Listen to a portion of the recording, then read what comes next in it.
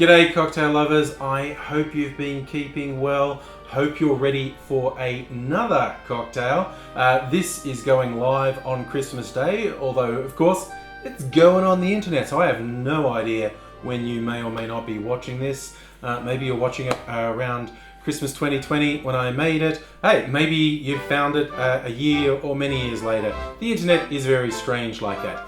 But this is going live on Christmas Day 2020 in Australia, so that will be Christmas Eve in various parts of the world. I thought one more Christmas cocktail. And Australia doesn't really have a cocktail tradition around family Christmases.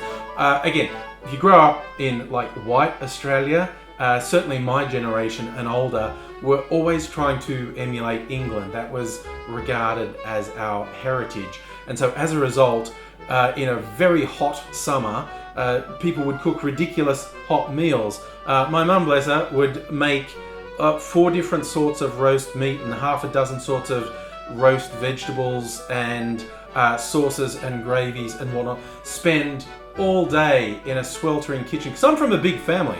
I'm one of 10 kids. And as people in the family started to get older and have spouses or partners and maybe kids, and then maybe if cousins came over, maybe if 1 or 2 friends came over, there could easily be 30 people at my place on a Christmas lunch. And this is in Western New South Wales, and you could get 40 Celsius on Christmas Day, easy, like 100 Fahrenheit. And so my mum would be sweltering in the kitchen, cooking all this stuff, and yet our Christmas cards would have snow on them, and like White Christmas would play on the radio because we were obsessed with this European heritage. It doesn't make any sense. People are much more sensible these days. People are more likely to have seafood, maybe a barbecue, maybe, heavens forbid, a salad, something like that that's appropriate for the heat we often find ourselves in. Well, I'm going to do a little bit of both. Something cold to deal with the heat, but it's going to be my take on a white Christmas. When I was online looking at various people's ideas for Christmas recipes, I found one that I thought was intriguing because a core element of it was a whiskey product I'd never heard of. There's apparently a peanut infused whiskey, which I'd never heard of, but I was intrigued and it gave me an idea of how I could approximate it. So I took some bits and pieces from this and some other recipes to come up with this, an Australian white Christmas. As it's an Australian white Christmas, a lot of the ingredients are Australian, but you can of course substitute them with stuff that you can get locally if you're not in Australia, or even if you're in Australia and you don't have these. And yeah, whiskey's coming in, but not a peanut infused whiskey.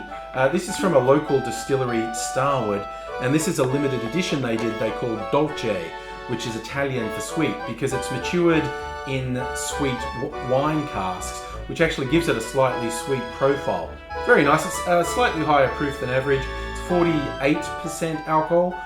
Most whiskies will be around 40%. So this is a bit higher proof than that, almost 100 proof. And yeah, it's got its own little taste. So I'm going to start with the whiskey. Use the whiskey of your choice. I'm using Starwood's Dolce, and we're going with 1 ounce or 30 mils of whiskey. As I said, my inspiration was a peanut-infused whiskey, and I don't have a peanut-infused whiskey, but I do have a very nice macadamia nut liqueur. Again, a little bit difficult to get outside of Australia, or even in Australia sometimes, because it's from a small distillery. But yeah, there are a lot of nut-flavoured liqueurs around the world. You can improvise like me, whether it's a hazelnut liqueur like Frangelico, Disaronno's and almond liqueur. There's a few nut liqueurs around the world that you can experiment with. I'm going with Mac, which is macadamia and wattle seed, and just half an ounce or 15 mils. Next up, we're going for some coconut rum. And again, there's lots of coconut rums around the world. This is a special one that was infused in Australia. The rums actually come from Trinidad and Tobago, but then is imported here to Melbourne, where people did an infusion with coconut and other elements. It's a really limited edition, and basically the PR for this one had me sold, so I decided to get it. And yeah, so this is the coconut rum I'm using. You can use whatever you can get your hands on. Going to do 1 ounce of coconut rum, 30 mils of coconut rum. The coconut rum isn't the only tropical vibe we have in here. Also going to put some pineapple juice in, going for 1 ounce or 30 mils of pineapple juice. We're also going to add a little bit of lime juice for tartness and balance. Just a little bit, going to put 1/4 ounce, about 7.5 mils of lime juice. For the final touch, I did say this was going to be my version of a white Christmas, and to get there, I'm going to use this cream liqueur from Di Serono. I saw this advertised, I think this is the first year it's come out, certainly the first year I've seen it, and I was really intrigued, so I just thought, yep, I'm going to try that. I need an excuse to use this. So give a creamy element to this cocktail by adding 1 ounce of the Di Serono cream liqueur. And of course, if you can't get this, there are a lot of cream liqueurs out there. Maybe even a coconut cream you could put in.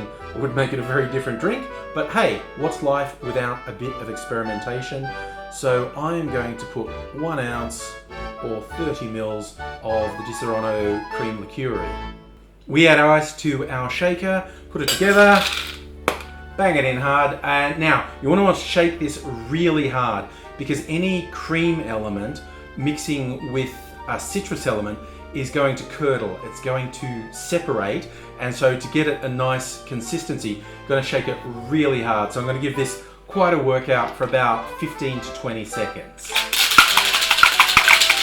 Now using our Hawthorn strainer, I'm going to strain that into a chilled glass. I'm using a Nick and Nora, and there we have my Australian White Christmas. Now, if you're familiar with the concept of milk clarification, what I said earlier about the cream element and the citrus element causing curdling might sound familiar to you. It's something I do quite a bit on this channel. Basically, you can use that to your advantage. You can either mix it really thoroughly so it's not separated, or you can actually encourage that. If you add a drink with an acidic content like citrus juice to milk, or something with fat content, that includes coconut cream and almond milk and that type of thing, the milk side will curdle, and then you can pour it through a filter, and the curds will actually clarify the cocktail and give you quite a different drink. So here is my Australian White Christmas. Oh, and that's really nice. It's the creamy side is not too heavy.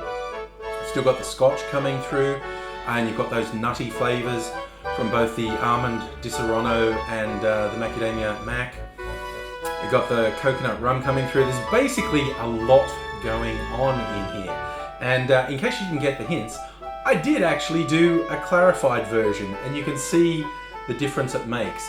This is what you get when you mix in the creamy element, and this is what you get when you filter out the creamy element.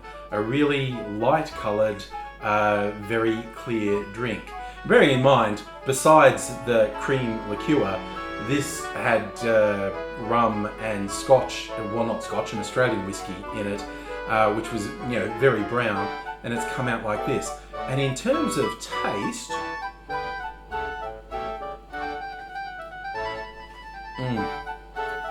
it really brings the fruit flavors to the fore.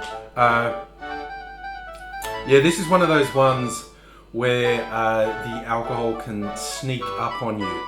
Very late, like as it goes down, you still get the warmth of the alcohol, because the clarification process doesn't really remove the alcohol content. It dilutes it a bit.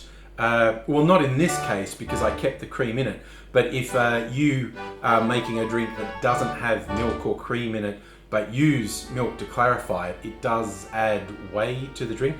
In this context, this is the same contents as this one. It's just, it's much smoother. It's very, very light and fruity. And then you sort of feel like, oh yeah, there's the warmth of the alcohol as it goes down. Whereas this one,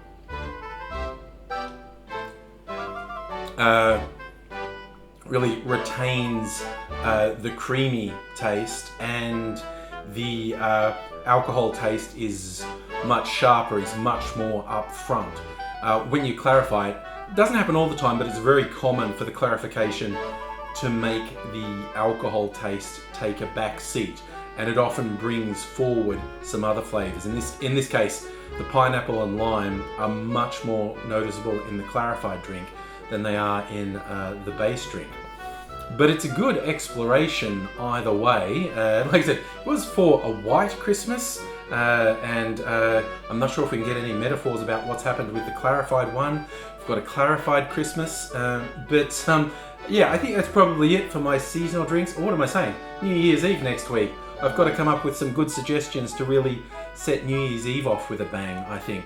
But this is the last of my Christmas seasonal drinks. An Australian white, mostly Australian white Christmas. A thing we never have. But anyway, I've enjoyed making these seasonal cocktails. I hope you've been catching up with them. Check the other cocktails I've made if you've missed them.